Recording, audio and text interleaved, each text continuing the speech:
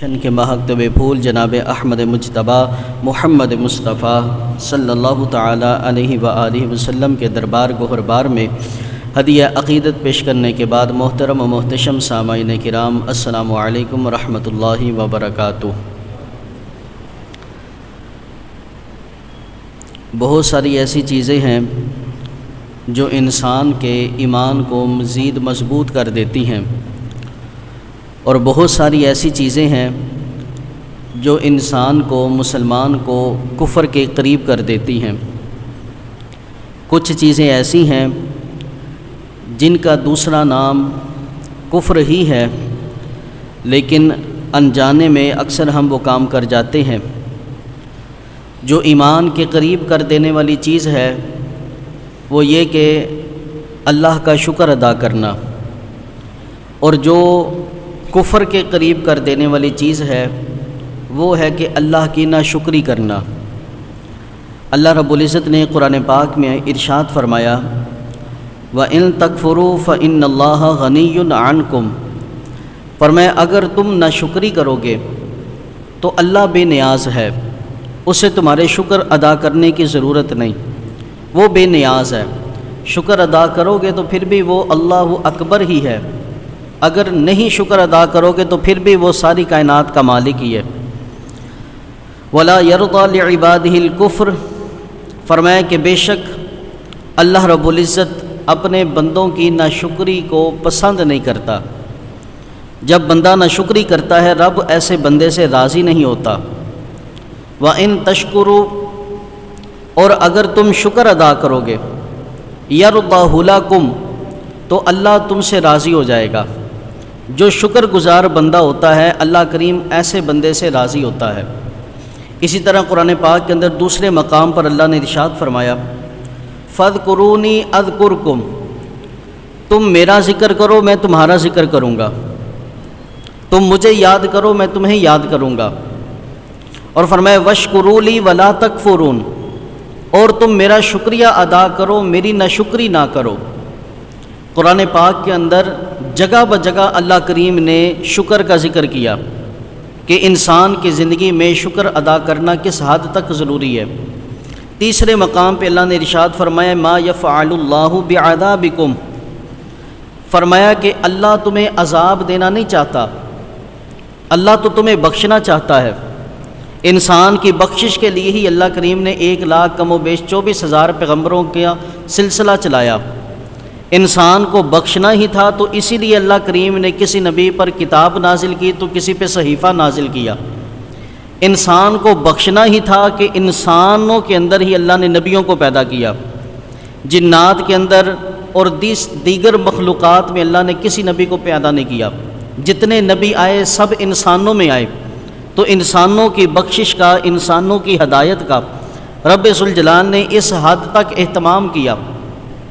فرمایا اللہ تمہیں عذاب دینا نہیں چاہتا، ان شکرتم وآمنتم، لیکن اگر تم شکر ادا کرو اور اس پر ایمان لے کر آؤ تو اس کے عذاب سے بچ سکتے ہو۔ ایمان بھی ضروری ہے اور ایمان لانے کے بعد شکر ادا کرنا بھی ضروری ہے۔ اسی طرح ایک اور مقام پہ اللہ رب العزت نے شکر کی فضیلت کو بیان کیا۔ فرمایا وَإِذْ تَأَذَّنَ رَبُّكُمْ، فرمایا اگر تم اپنے رب کی اجازت کے ساتھ معاملات کرو، لَإِن شَكَرْتُمْ لَأَزِيدَنَّكُمْ، اور اگر تم شکر ادا کرو گے تو اللہ کریم تمہاری نعمتوں میں اضافہ فرما دے گا۔ اللہ کریم تمہاری نعمتوں میں اضافہ فرمائے گا۔ وَلَإِن كَفَرْتُمْ، اور اگر تم ناشکری کرو گے إِنَّ عَذَابِي لَشَدِيدٌ، فرمایا کہ بے شک میرا عذاب بہت سخت ہے۔ یعنی شکر ایک ایسی چیز ہے جو ایمان کے قریب کر دیتا ہے۔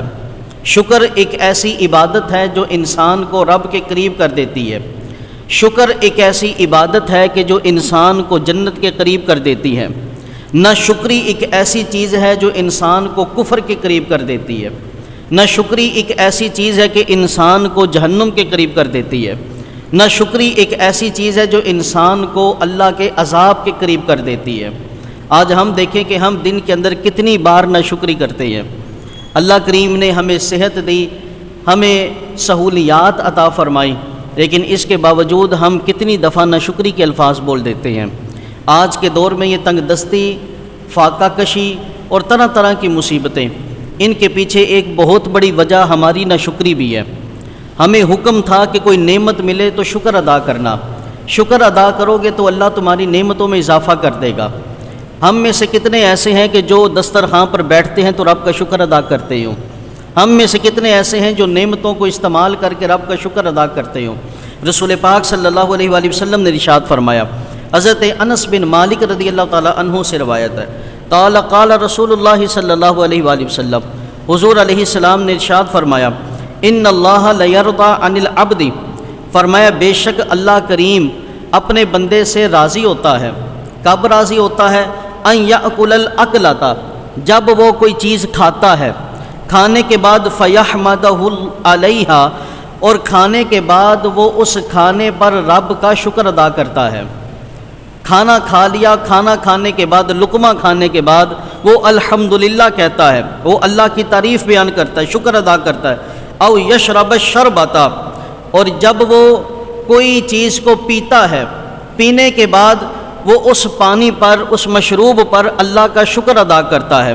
فرمایا جب بندہ کھانے کے بعد رب کا شکر ادا کرتا ہے، ایسے بندے سے رب راضی ہو جاتا ہے۔ جب انسان کچھ پینے کے بعد رب کا شکر ادا کرتا ہے تو انسان سے رب راضی ہو جاتا ہے۔ اور ایک حدیث پاک میں رسول پاک صلی اللہ علیہ وسلم نے ارشاد فرمایا، اس حدیث پاک کو حضرت ابو ہریرہ رضی اللہ تعالیٰ عنہ روایت کرتے ہیں، حضور علیہ السلام نے ارشاد فرمایا، الطائم الشاکر بمنزلۃ الصائم الصابر، فرمایا جو بندہ کھانا کھا کر رب کا شکر ادا کرتا ہے، یہ ایسے ہی ہے کہ جیسے کوئی صابر بندہ روزہ رکھتا ہے۔ ایک صبر کرنے والا بندہ جو روزے سے ہو، صبر ایک الگ عبادت، روزہ ایک بہت بڑی عبادت، جو صبر کی حالت میں روزہ رکھے، اللہ جتنا اجر اس بندے کو عطا کرتا ہے، اتنا ہی اجر اللہ اس بندے کو بھی عطا کرتا ہے جو کھانا کھا کر رب کا شکر ادا کرتا ہے۔ آپ دیکھیں کہاں پہ روزہ رکھنے والا، کہاں پہ کھانا کھانے والا۔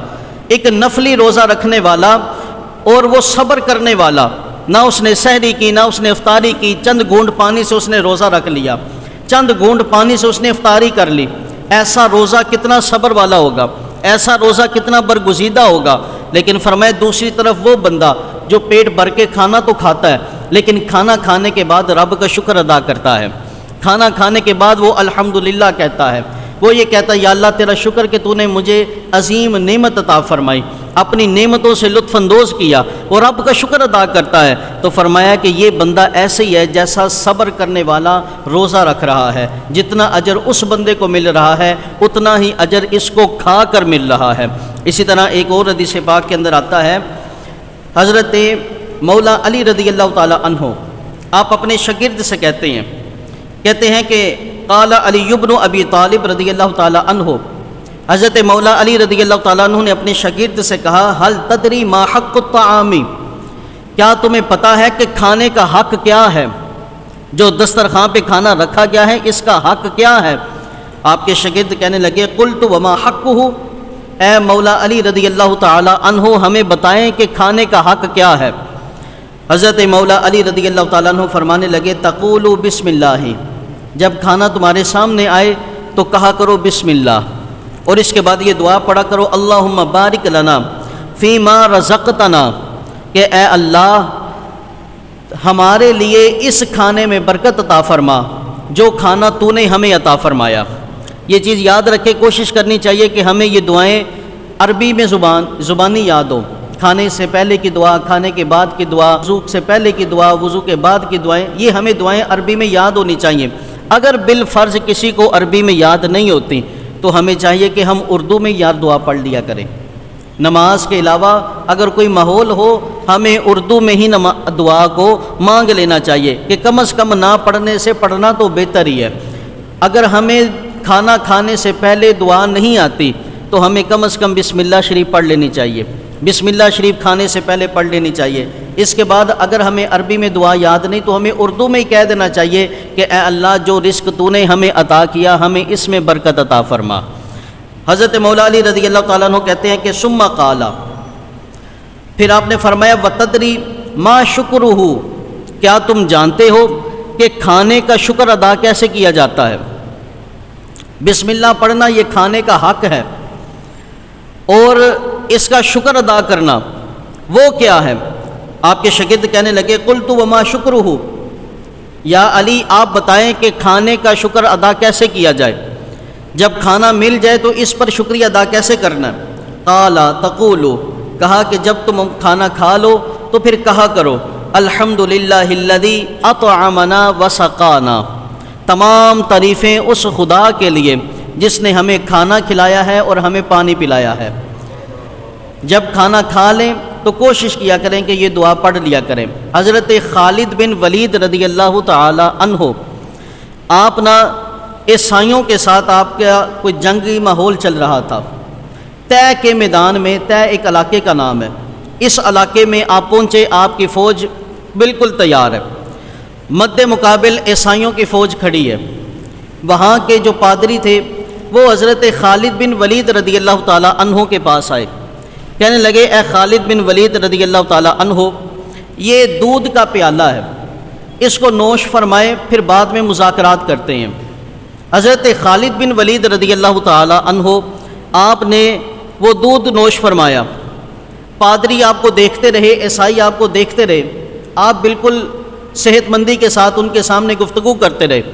کچھ دیر کے بعد ایک عیسائی پادری اٹھا اور کہنے لگا اے خالد بن ولید رضی اللہ تعالی عنہ، ہم نے اس دودھ کے اندر ایسا زہر ملایا تھا جس کو پینے کے بعد انسان باقی نہیں رہتا، جیسے پہلا ہی گھونٹ اس کے اندر اترتا ہے ویسے ہی اس کا دم گھٹ جاتا ہے، لیکن اے خالد بن ولید آپ نے پورا پیالہ پی لیا لیکن آپ کو کچھ بھی نہیں ہوا۔ حضرت خالد بن ولید رضی اللہ تعالیٰ عنہ کہتے ہیں بات یہ ہے کہ ہمیں ہمارے رسول صلی اللہ علیہ وسلم نے کھانے سے پہلے حکم دیا ہے کہ ہم یہ دعا پڑھا کریں بسم اللہ الذی لا یضر مع اسمہ شیء فی الارض ولا فی السماء، کہ تمام اللہ کے نام سے شروع کرتا ہوں کہ جس کے نام کی برکت سے زمین اور آسمان میں کوئی چیز مجھے نقصان نہیں پہنچا سکتی۔ حضرت خالد بن ولید رضی اللہ تعالیٰ عنہ کہنے لگے میں نے یہ زہر کا پیالہ پینے سے پہلے یہ دعا پڑھ لی تھی تو اللہ کے نام کی برکت سے نہ زمین کا زہر اثر کر سکتا ہے نہ آسمان کا کوئی عذاب اثر کر سکتا ہے، کہ رب کے ذکر میں اتنی برکت ہے۔ آج ہم کھانا کھاتے ہیں بلڈ پریشر تیز ہے، آج ہم کھانا کھاتے ہیں شوگر تیز ہے، آج ہم جناب کھانا کھاتے ہیں جسم میں بیماریاں پل رہی ہیں، آج ہم کھانا کھا رہے ہیں، طرح طرح کا ماحول ہمارے صحت مندی کے ساتھ ہو رہا ہے۔ یہ یاد رکھے پرہیز تو ضروری ہے، لیکن اس کے ساتھ ساتھ اگر ہم یہ عمل شروع کر لیں کہ یار اللہ کا ذکر کر کے ہم پھر کھانا کھانا شروع کر لیں، اگر یہ اتنی دعا ہم یاد کر لیں بسم اللہ الذی لا یضر مع اسمہ شیء فی الارض ولا فی السماء، اگر یہ عربی میں یاد نہیں ہوتی تو کم از کم اردو میں ہی پڑھ لیا کریں کہ اللہ کے نام سے شروع کرتا ہوں جس کے نام کی برکت سے زمین اور آسمان کی کوئی بری چیز مجھے نقصان نہیں پہنچا سکتی۔ اگر یہ دعا پڑھ لیں گے تو انشاءاللہ جو لقمہ کھائیں گے وہ پیٹ میں جا کر نور بھی بن جائے گا اور شفا کا ذریعہ بھی بن جائے گا۔ ایک کتنا سا عمل کرنا ہے، کہاں پہ آپ دیکھیں ڈاکٹروں کے دھکے کھاتے ہیں ہم، کہاں پہ جا کے ہاسپٹل پہ لائنوں میں لگتے ہیں ہم، لیکن اگر گھر میں بیٹھے یہ چھوٹا سا وظیفہ ہی ہم کر لیں کیا ہو جائے گا ہمارا، لیکن اس سے ہم کتنی پتہ نہیں کتنی بیماریوں سے بچ جائیں گے اور کتنی بیماریوں سے ہمیں شفا مل سکتی ہے۔ اسی طرح حضرت نوح علیہ السلام، اللہ کریم نے اپنے پیغمبروں کا جہاں پہ ذکر کیا، حضرت نوح علیہ السلام کے لیے رب ذوالجلال نے بڑے خوبصورت الفاظ ذکر کیے۔ حضرت نوح علیہ السلام کے بارے میں فرمایا انہ کان عبدا شکورا، کہ بے شک نوح علیہ السلام میرے شکر گزار بندے ہیں۔ حالانکہ سارے پیغمبر ہی شکر گزار، لیکن آپ کی شکر گزاری کو علیحدہ سے مینشن کرنے کی وجہ کیا تھی؟ آپ کے شکر کو علیحدہ سے ذکر کیوں کیا گیا؟ اس کی وجہ حضرت امام مجاہد رضی اللہ تعالی عنہ اپنی تفسیر میں ذکر کرتے ہیں، کہتے ہیں کہ لم یأکل شیئا قط الا حمد اللہ، حضرت نوح علیہ السلام آپ کا یہ معمول ہوا کرتا تھا کہ آپ جب بھی کوئی لقمہ کھاتے یا رسول اللہ زندہ لم یأکل شیئا قط، آپ جب بھی کوئی لقمہ کھایا کرتے الا حمد اللہ، لقمہ کھانے کے بعد اللہ کی حمد کیا کرتے۔ اللہ کی تعریف کیا کرتے، اللہ کا شکر ادا کیا کرتے۔ جب بھی آپ کوئی پانی پیا کرتے، مشروب پیا کرتے، اس کے بعد آپ اللہ کی حمد کیا کرتے۔ وَلَمْ يَمْشِي قَطُّ إِلَّا حَمِدَ اللَّهِ، جب آپ کوئی قدم چلا کرتے تو وہاں پہ اللہ کا شکر ادا کیا کرتے۔ وَلَمْ يَبْطِشْ شَيْءٌ قَطُّ إِلَّا حَمِدَ اللَّهِ، اور جب آپ کوئی چیز کو پکڑا کرتے تو آپ اللہ کی حمد کیا کرتے۔ یاران محبت، برادران اسلام، ذرا سوچے تو صحیح، کتنے ایسے ہیں جن کے پاس کھانے کے لیے پیسے تو ہیں لیکن وہ کھا نہیں سکتے، تو کیا ہمیں رب کا شکر ادا نہیں کرنا چاہیے کہ اس نے ہمیں کھانے کی توفیق عطا فرمائی ہے؟ کتنے ایسے ہیں جن کے سامنے پانی تو پڑا ہے لیکن وہ پانی پی نہیں سکتے، کیا ہمیں رب کا یہ شکر ادا نہیں کرنا چاہیے کہ اس نے ہمیں پانی کی جیسی نعمت کو پینے کی توفیق عطا فرمائی ہے؟ کتنے لوگ ایسے ہیں جو جناب پیسے دے کر آکسیجن لے رہے ہیں، لیکن ہم کتنے خوش نصیب ہیں کہ فری اللہ رب العزت ہمیں کتنی آکسیجن دے رہا ہے، کیا ہمیں اس پہ رب کا شکر ادا نہیں کرنا چاہیے؟ کتنے ایسے ہیں جو سڑکوں پہ رات کو سو رہے ہوتے ہیں اور ہم یار اپنے نرم و گداز بستر پہ آرام کر رہے ہوتے ہیں، کیا ہمیں رب کا شکر ادا نہیں کرنا چاہیے؟ اور میرے محبوب صلی اللہ علیہ وسلم نے دیکھے آج ہماری ناشکری کس وجہ سے ہے؟ تھوڑی سی سوچ بدلنے کی ضرورت ہے۔ یہ ناشکری والی زندگی شکر گزاری میں بدلی جا سکتی ہے۔ رسول پاک صلی اللہ علیہ وآلہ وسلم نے ارشاد فرمایا، حضرت عبداللہ بن عمر رضی اللہ تعالیٰ عنہ روایت کہتے ہیں قال سمعت رسول اللہ صلی اللہ علیہ وسلم یقول، کہتے ہیں میں نے رسول پاک صلی اللہ علیہ وآلہ وسلم کو کہتے ہوئے سنا، خصلتان من کانتا فیہ کتبہ اللہ شاکرن، جس بندے کے اندر دو خوبیاں پیدا ہو جائیں اللہ کریم اس بندے کو شکر گزار بندوں میں لکھ دیتا ہے۔ جس کے اندر دو خوبیاں پیدا ہو جائیں اللہ کریم لکھ دیتا ہے کہ یہ بندہ میرا شکر گزار بندہ ہے۔ وَمَن لَّمْ تَكُونَ فِيهِ لَمْ يَكْتُبْهُ اللَّهُ شَاكِرًا، اور جس کے اندر یہ دو خوبیاں نہ ہوں، فرمایا کہ اللہ کریم اس کو شاکر نہیں لکھتا، اس کو اپنے بارگاہ میں شکر گزار بندوں میں شامل نہیں کرتا۔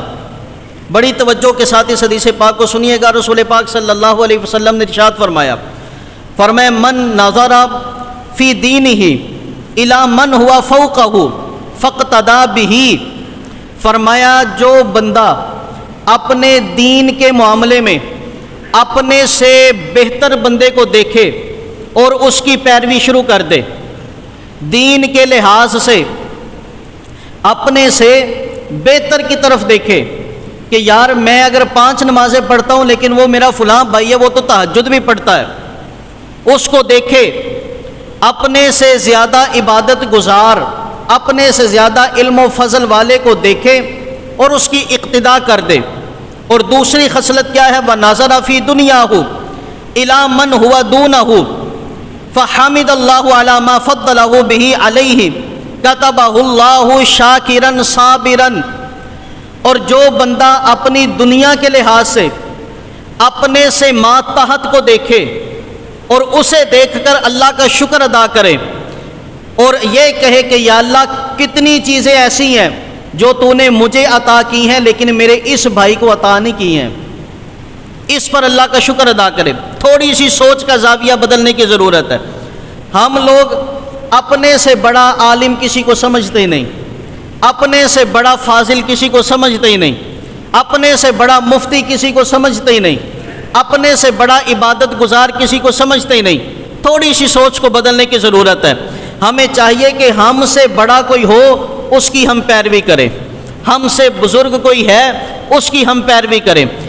دین کے لحاظ سے اپنے سے اوپر والے کو دیکھو، دنیا کے لحاظ سے اپنے سے نیچے والے کو دیکھو۔ اگر ہم اپنے مکان میں رہتے ہیں تو ہمیں ان لوگوں کو دیکھنا چاہیے جو کرائے کے مکان پہ رہ رہے ہیں، زندگی گزارنا آسان ہو جائے گی۔ اگر اپنے سے اوپر والے کو دیکھیں گے دنیا کے لحاظ سے تو یاد رکھیں زندگی گزارنا مشکل ہو جائے گی۔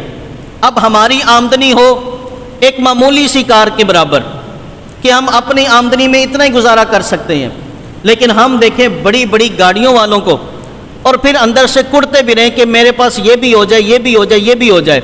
نہ ہم رب کا شکر ادا کر سکیں نہ وہ بڑی گاڑی تک جا پہنچے۔ لیکن اگر یہی ہمارے پاس اگر گاڑی ہے، ہم یہ دیکھیں کہ یار کتنے لوگ ایسے ہیں جو موٹر سائیکل چلا رہے ہیں، زندگی آسان ہو جائے گی، اللہ کا شکر بھی ادا ہوگا اور نعمت میں اضافہ بھی ہوگا، نعمت میں اضافہ بھی ہوگا۔ فرمایا دین کے لحاظ سے اپنے سے اوپر والے کو دیکھو، دنیا کے لحاظ سے اپنے سے نیچے والے کو دیکھو، اور یہ سوچو کہ کتنی چیزیں ایسی ہیں جو اللہ نے تمہیں عطا کی ہیں، اوروں کو عطا نہیں کی ہوئی ہیں۔ اسی طرح فرمایا کہ جو بندہ دین کے لحاظ سے اپنے سے نیچے بندے کو دیکھتا ہے اور دنیا کے لحاظ سے اپنے سے زیادہ امیر بندے کو اپنا آئیڈیل بناتا ہے، اپنے سے زیادہ امیر بندے تک پہنچنے کی کوشش کرتا ہے، رسول پاک صلی اللہ علیہ وسلم نے فرمایا فآسفا علی ما فاتہ منہ، جو نعمت اس کو نہیں ملی ہوتی پھر اس پہ وہ افسوس کرتا ہے، افسوس کرنے کی وجہ سے وہ بندہ خود بھی پریشان رہتا ہے، اور دوسرا نقصان کیا ہوتا ہے، لم یکتبہ اللہ شاکرا ولا صابرا، اللہ کریم نہ اسے شکر گزار بندوں میں شامل کرتا ہے نہ صبر کرنے والوں میں شامل کرتا ہے۔ تو یہ ایک زاویہ یاد رکھے، دین کے لحاظ سے اپنے سے بڑے عالم کو دیکھیں اور دنیا کے لحاظ سے اپنے سے ماتحت کو دیکھیں اور اللہ کا شکر ادا کریں۔ اسی طرح شکر ادا کرنے کے طریقوں میں ایک طریقہ تو یہ ہے کہ انسان اگر مکروہ وقت نہ ہو تو اللہ کے حضور سجدہ کر کے شکر ادا کرنا، یہ بھی رسول پاک صلی اللہ علیہ وآلہ وسلم کی سنت مبارکہ ہے۔ حضرت ابو بکرہ رضی اللہ تعالی عنہ روایت کرتے ہیں عن النبی صلی اللہ علیہ وآلہ وسلم انہ کان اذا جاءہ امر سرور، جب رسول پاک صلی اللہ علیہ وآلہ وسلم کے پاس کوئی خوشخبری آتی، او بشر بہ، یا کوئی خوشخبری حضور علیہ السلام کو سنائی جاتی، خر ساجدا شاکرا للہ، اللہ کے رسول صلی اللہ علیہ وآلہ وسلم اللہ کا شکریہ ادا کرتے ہوئے سجدے میں گر جاتے۔ کوئی خوشی ملے، اچھی خبر ملے، مکروہ وقت نہ ہو تو سجدہ کر کے رب کا شکر ادا کرنا، یہ میرے محبوب صلی اللہ علیہ وسلم کی سنت ہے۔ اسی طرح حضرت امام قشیری اپنے رسالے میں ذکر کرتے ہیں، کہتے ہیں کہ مرہ احد الانبیاء بحجر صغیر، اللہ کے نبیوں میں سے ایک نبی ایک پتھر کے پاس سے ان کا گزر ہوا، انہوں نے دیکھا کہ یخرج منہ الماء الکثیر، اس پتھر سے بہت سارا پانی نکل رہا تھا۔ جب یہ پانی نکلا فتعجب منہ، اللہ کے نبی بڑے ہی تعجب خیز ہوئے کہ چھوٹا سا پتھر اور چشمہ اتنا بڑا۔ اللہ کے نبی نے جب یہ تعجب کیا تو فانطقہ اللہ، اللہ کریم نے اس پتھر کو بولنے کی طاقت دی۔ فقال الحجر منذ سمعت اللہ یقول فاتقوا النار التي وقودها الناس والحجارہ، وہ پتھر بول کے کہنے لگا اے اللہ کے پیغمبر، جب سے میں نے اللہ کریم کا یہ فرمان سنا ہے کہ اے لوگوں اپنے آپ کو اور اپنے گھر والوں کو جہنم سے بچاؤ کہ جس کا ایندھن پتھر ہے، کہا کہ جب سے میں نے یہ سنا ہے نا کہ جہنم کا ایندھن پتھر ہے، تب سے میں روتا ہی جا رہا ہوں۔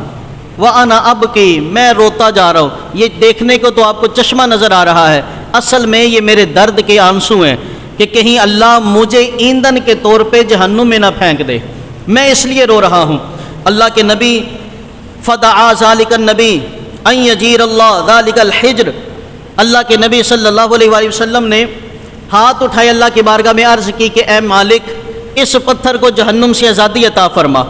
جب اللہ کے نبی نے دعا کی فاوحى اللہ الیہ، اللہ نے اس نبی کی طرف وحی کی اور فرمایا کہ اجرتہ من النار، میں نے اس پتھر کو جہنم سے آزادی دے دی۔ فمر ذلک النبی، کچھ دن کے بعد اس نبی کا گزر پھر اس پتھر کے پاس سے ہوا۔ فلما عاد وجد الماء، جب دوبارہ گزر ہوا تو دیکھا پتھر میں سے پھر پانی نکل رہا ہے، پھر سے چشمہ جاری ہے۔ وہ اللہ کے پیغمبر پھر سے کہنے لگے فعجب، مجھے تعجب ہے کہ پتھر تیرے اندر سے پھر سے پانی نکل رہا ہے۔ فانطقہ اللہ ذلک الحجر، اللہ کریم نے اس پتھر کو بولنے کی پھر سے طاقت دی۔ فسألہ لم تبکی وقد غفر اللہ لک، اللہ کے پیغمبر کہنے لگے کہ اے پتھر کیا اللہ نے تیری بخشش نہیں کی؟ اللہ نے تیری بخشش کر دی تو اب تو کیوں رو رہا ہے؟ اس پتھر کا جواب سنے، تو اب کیوں رو رہا ہے؟ وہ پتھر کہنے لگا کان بکاء الحزن والخوف، کہنے لگا کہ وہ جو میں پہلے روتا تھا نا، وہ میں غمگین ہو کے روتا تھا، وہ میں اللہ کے ڈر سے روتا تھا کہ کہیں مجھے جہنم کا ایندھن بنا کر نہ ڈال دیا جائے، لیکن کہا وہذا بکاء الشکر والسرور، لیکن اب جو میں روتا ہوں نا، یہ اللہ کا شکریہ ادا کرنے کے لیے روتا ہوں۔ اب میں روتا ہوں تو یہ میں خوشی سے روتا ہوں کہ اللہ نے مجھے جہنم سے آزادی عطا فرما دی ہے۔ تو یاران محبت، برادران اسلام، سجدہ کر کے رب کا شکر ادا کرنا یہ ایک طریقہ ہے۔ آنکھوں سے آنسو کا بہہ جانا یہ بھی ایک شکر ادا کرنے کا طریقہ ہے۔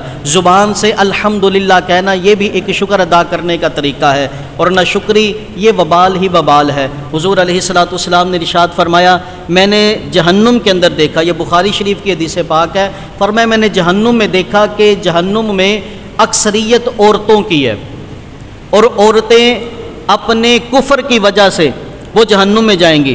صحابہ نے عرض کی، یا رسول اللہ صلی اللہ علیہ وآلہ وسلم، کیا عورتیں ایمان نہیں لائیں گی؟ یہ کیسا کفر ہوگا کہ جس کی وجہ سے عورت جہنم میں چلی جائے گی؟ حضور علیہ السلام نے فرمایا، یہ وہ کفر نہیں، وَيَكْفُرْنَ الْعَشِيرَ، یہ شوہر کی ناشکری ہے، وَيَكْفُرْنَ الْإِحْسَانَ، یہ احسان کو فراموش کرنا ہے۔ فرمایا کہ اے میرے صحابیوں، تم دیکھو گے اگر اپنی عورت کے ساتھ ساری زندگی احسان کرو، لیکن ایک لمحے کے لیے کوئی معاملہ احسان سے برعکس ہو جائے، تو وہ عورت یہی کہتی نظر آئے گی کہ تم نے میرے ساتھ کبھی کوئی اچھا سلوک ہی نہیں کیا۔ فرمایا بیوی اپنے شوہر کی ناشکری کی وجہ سے، بہت ساری ایسی عورتیں جو جہنم میں جائیں گی، ان کی وجہ یہ ہوگی وہ اپنے شوہر کی ناشکری کریں گی۔ یارو، بندے کی ناشکری کی جائے تو جہنم تک بندہ پہنچ جاتا ہے، اور جو رب کی ناشکری کرے، جو رب کی ناشکری کرے، تو اللہ نے کتنی نعمتیں ہمیں دی ہیں، ہم شکریہ ادا نہیں کر سکتے۔ تو ہمیں تو چاہیے ہر لمحے ہی رب کا شکریہ ادا کرے۔ رب ذوالجلال ہم سب کو عمل کی توفیق عطا فرمائے۔ وما علینا الا البلاغ۔